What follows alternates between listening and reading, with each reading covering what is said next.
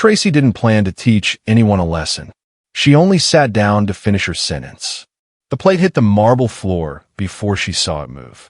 She had been up since 5 preparing that breakfast.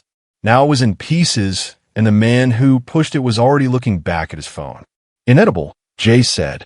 Nothing else. The 2 men in the doorway did not move. They never did unless told to.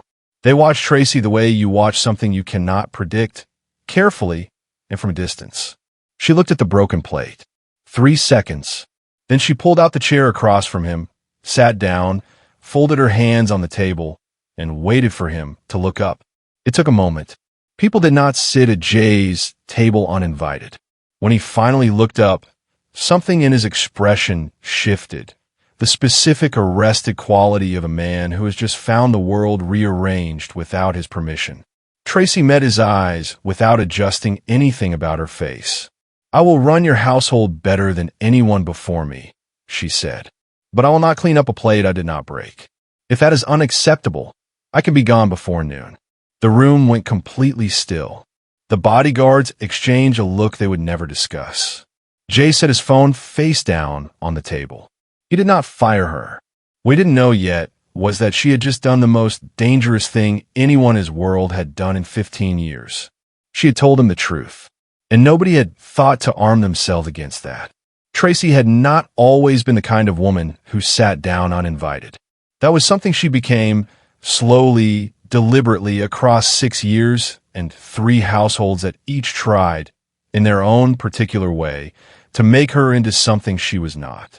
The first household belonged to a family in Gangnam who spoke about her in the 3rd person while she was standing in the room. Tell the help to use the back entrance. Ask the girl to redo the silver. She redid the silver. She used the back entrance. She did every task assigned to her with a precision that left nothing to criticize, and she left after 14 months with a reference letter that called her exemplary and a clarity about what she would and would not tolerate that she had not possessed when she arrived.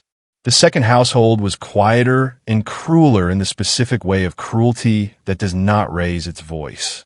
The woman of the house called her by the wrong name for 4 months. Tracy corrected her each time, politely, without escalation. The woman continued. Tracy began correcting her in front of guests. The woman's husband fired her 2 weeks later for being difficult. The reference was adequate. The lesson was permanent. The third locked the staff bathroom and pointed Tracy toward the one in the basement, 3 floors down, accessed through a corridor that smelled of old concrete. She used it for a week. Then she propped the staff bathroom door open with a chair and went about her work. No one said anything directly. She was let go at the end of her contract with a bonus that she understood was the household's way of not discussing what had happened. 6 years, 3 houses. She had arrived at each one with her standard intact and left with it intact, which was the only metric that had ever mattered to her. The agency called her on a Thursday. The placement was an itty one. The file was 3 pages. She read it twice. 3 previous maids, 11 days combined. No explanation offered for any of the departures because none had been requested.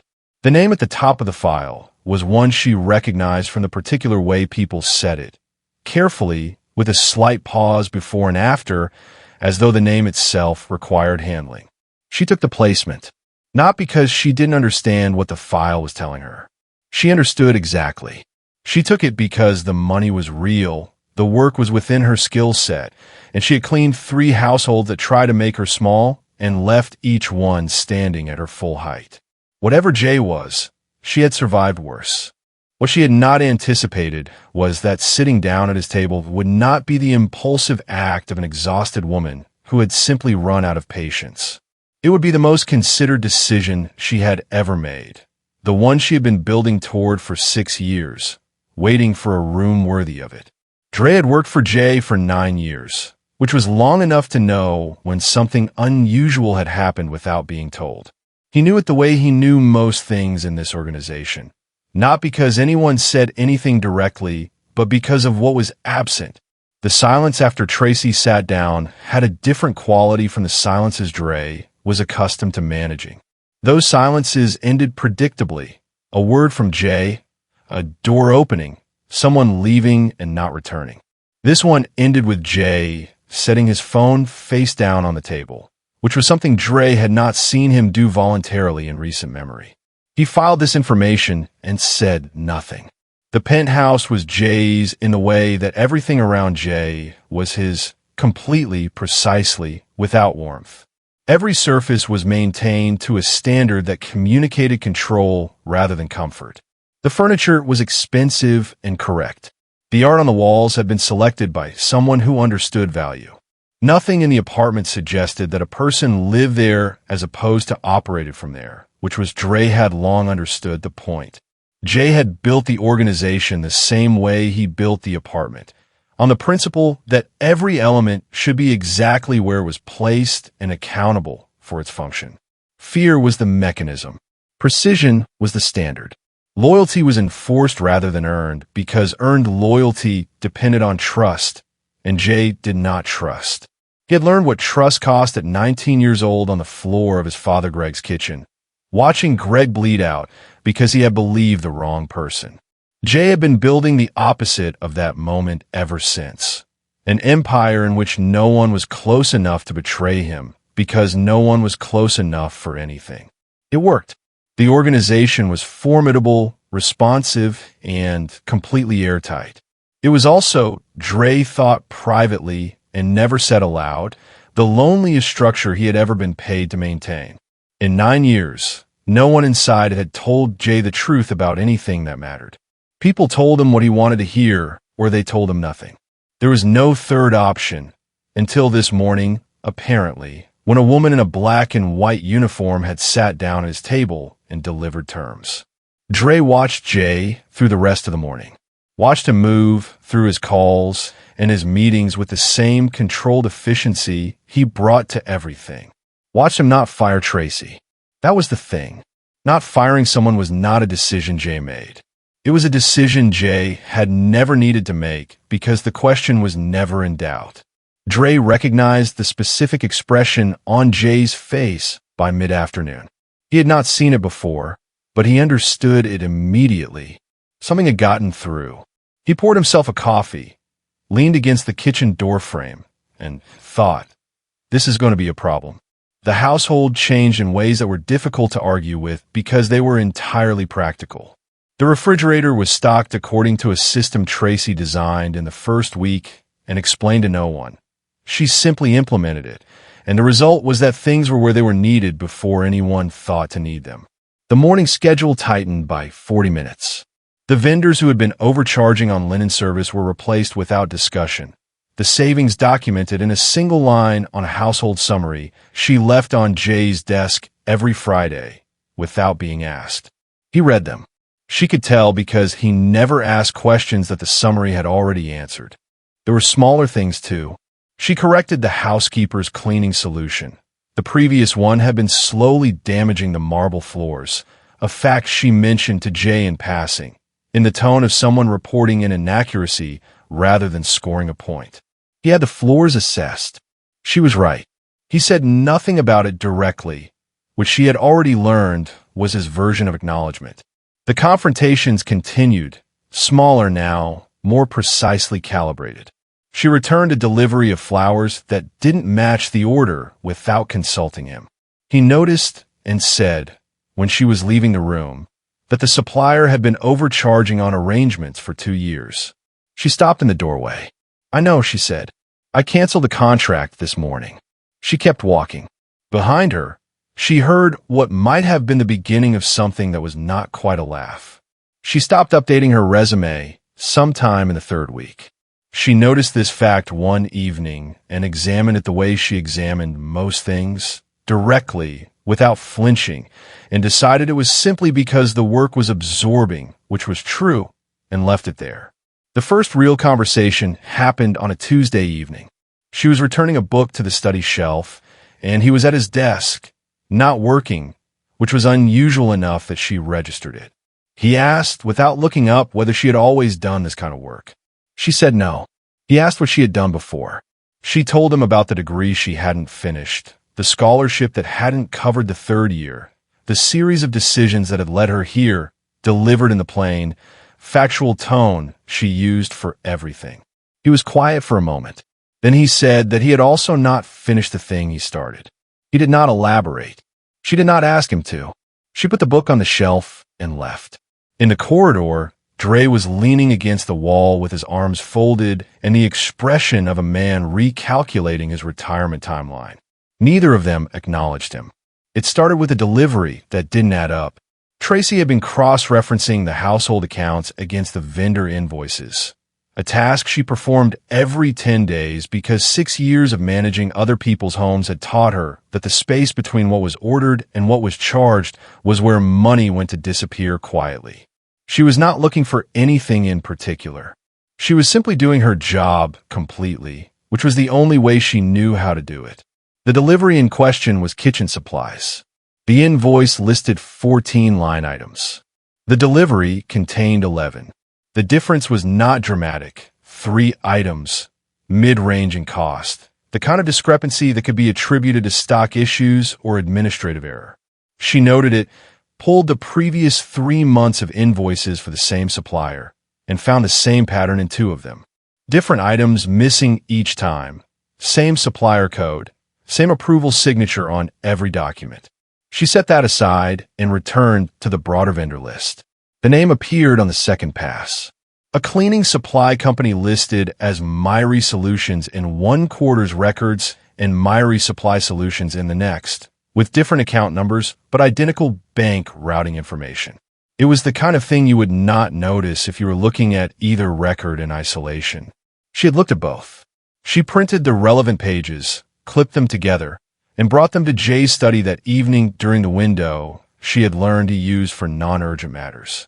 She put them on his desk and explained what she had found in the same tone she used to report that the marble cleaner was wrong. Factual, specific, stripped of interpretation. She told him what the documents showed. She did not tell him what she thought it meant, because she did not yet know what it meant. Jay looked at the pages. He looked at them for longer than a billing discrepancy required. His face did something she had not seen it do before. Not surprise exactly. Something beneath surprise, the expression of a man who has been searching for a specific thing in a specific place and has just been handed it by someone who didn't know they were holding it. He looked up at her. "Bring everything like this directly to me," he said. "Not to Dre. Not to anyone else. Directly to me." She held his gaze for a moment. She was very good, after 6 years at reading rooms, at understanding the shape of what was not being said inside what was. She understood now that she had not found a billing discrepancy. She had found a thread, and Jay had been looking for it for a long time. "Of course," she said, and left him to it. The dress was burgundy, deep, fitted, chosen with the same attention Jay applied to everything he controlled, which meant it was perfect, and Tracy had spent a long moment in front of the mirror understanding that he had looked at her and made a calculation. She had put on anyway. In the car, Dre briefed her without looking up from his phone. Names, affiliations, the seating chart's subtext.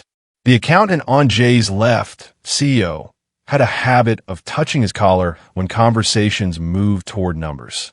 Lewis handled distribution in 3 districts and had been handling it slightly too well for the past quarter. Abby was Jay's personal assistant, sharp and decorative in equal measure, and the phone she kept face down was never actually face down. Tracy listened, filed, said nothing. Jay had not spoken since she got in the car. She did not look at him directly. She didn't need to. She was already aware, in the specific way she had trained herself not to examine, that he had gone still when she appeared at the top of the stairs. The gala was soul performing itself. Old money and new money arranged around the same tables. Every smile calibrated. Every introduction a small act of territory. Tracy moved through it with a glass she barely touched, cataloging. CO's hands. Restless, confirming everything Dre had said. Abby's phone, angled away, but the screen reflected faintly in the window behind her. Liz standing at the edge of the room watching Jay the way a man watches something he knows is about to change, not with suspicion, with patience. She and Jay ended up on the balcony without either of them deciding to. He stood beside her looking at the city. He told her about Greg quietly, in the flat tone of someone reciting a document they have long since memorized. His father, the kitchen floor, the person Greg had trusted, the thing Jay had been building ever since in the shape of its absence. She had not planned to put her hand over his. It was the same instinct that had made her sit down at his table. Not impulsive, not careless, but true in a way that preceded thought. His hand turned beneath hers, almost without either of them acknowledging it, and the space between them contracted into something neither of them named. Then the balcony door opened. Luz was pale in a way that canceled the noise of the whole evening. 2 facilities, he said, rated within 20 minutes of each other. The night sharpened immediately. Jay became the other version of himself, controlled, immediate, already moving. Tracy followed them inside, and across the ballroom, through the rearranging crowd, Abby caught her eye. The phone was in her hand now. She was not pretending otherwise. She was smiling, small, satisfied, like a woman who had just watched something she said in motion arrive exactly on schedule. The penthouse was quiet in the particular way of places waiting to stop being quiet. Dre was on the phone before they reached the elevator. By the time they were inside, he had pulled the surveillance photograph onto his tablet and held it out without preamble. A parking garage, time-stamped 4 days ago. A woman in a dark coat passing a document folder to a man in a government jacket, the kind with the collar insignia that meant raids were not spontaneous. The woman's face was 3/4 turned from the camera. It was enough. Dre ran the background check on the way up. He had the name before the elevator opened. Abby Anthony. Jay read it once. Then he said the name quietly, not to anyone. Anthony. And the silence that followed was not the silence of a man processing new information. It was the silence of a man watching 2 points connect across 15 years. Anthony was a name Jay had buried with a body. The father who fed Greg the wrong information, who stood close enough to be trusted and used that proximity with surgical precision. The man Jay had found and killed at 23 years old, alone, in a way he had never described to anyone. His daughter had been inside the organization for 7 years. She had handled his calendar, his travel, his private correspondence. She had been trusted with everything because she had never given him a reason not to trust her, which was the thing that had taken 7 years to arrange. The lights went out. For a fraction of a second, the penthouse was completely black. Then the emergency bulbs came on, red and flat, and Dre said exterior, east face, and Jay was already moving. He pressed a gun into Tracy's hands without explanation. She took it without asking for one. Their fingers touched briefly in the red dark, and neither of them acknowledged it because there was no longer any space for that. The first figure appeared on the exterior window. Then 2 more. The glass held for a moment that felt much longer than it was. The explosion came from the service corridor, and the world became concussion and smoke and heat, and then hands she didn't recognize, and then nothing. Something came down hard over her head, and the last thing she saw before the dark closed completely was the ballroom behind her eyes. Abby's small, satisfied smile, and then the smoke and Abby walking through it, and a gun raised in a steady hand pointed directly at Jay's head. And Abby smiling still because this had always been where it ended. She had simply waited for the right room. The basement was cold, concrete, and dark in the specific way of spaces that were never meant for people. Abby had delivered her terms before they left Tracy here. 7 years of patience distilled into 10 minutes of quiet, satisfied speech. Jay's operations mapped and handed to a government contact. The organization dismantled, Jay facing charges that had been carefully constructed over half a decade. She spoke the way people speak when they have rehearsed something long enough that it no longer feels like a rehearsal. Then she left, and the door closed, and Tracy was alone. She did not panic. She assessed. Zip ties, wrist behind her back, standard, tight, but not exceptional. The floor was uneven where the wall met the concrete base, and she had felt the lip of it when they brought her in. She worked her way to it in the dark, positioned her wrists against the edge, and began. 5 minutes. The plastic gave. She stood up and found the room with her hands. The storage corner yielded a fire poker, heavy, well-balanced, the kind of thing that ended up in basements because someone couldn't throw it away. She held it and moved to the door. The hinges were exterior, a mistake she recognized immediately, because 3 years ago a building manager in Itaewon had locked her out of her staff quarters for a week before she learned that a specific lateral pressure on an exterior hinge pin was not a skill that required training, only patience and the right tool. She was through in under 4 minutes. The warehouse beyond was large and insufficiently staffed. 3 guards turned at the sound of the door. They saw a woman in a torn burgundy dress, hair down, hands visible, and they lowered their weapons by a fraction, the specific fraction that is the difference between readiness and assumption. She put 2 of them down before the third recalibrated. He was larger and faster than the others. He was not fast enough. She checked the magazine of his weapon. Sufficient. You were supposed to be locked up. Luce stepped from the shadows near the far wall with his gun lowered, which she noted as the distinction that kept him upright. She looked at him directly. "Where's Jay?" He told her. "Second floor, the office at the end of the service stairwell." She was already moving. The door opened on a smoke and fluorescent light, and Abby, turning with an expression that began as authority and arrived somewhere else entirely. The particular look of a woman watching her foundational assumption collapse in real time. She had locked up a woman who had survived 6 years of households that tried to make her small and left each one standing at her full height. It had not occurred to her that this was the wrong person to lock in a basement. That was the mistake. And now Tracy was in the room. Abby's gun was up. Tracy's was up. The bodyguards were down, and Luce was at the exit with his weapon lowered at the specific angle of a man who had chosen his side and was no longer pretending otherwise. The room held. Abby's finger tightened, and Tracy watched it happen with the clarity that comes when everything slows, and then Jay's voice came through the window, close, immediate. "Tracy." "Down." She dropped. The window came in.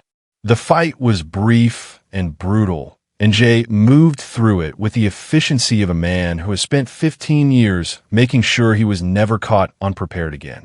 Abby had a knife from somewhere, and it opened a cut across his forearm before he had it out of her hand.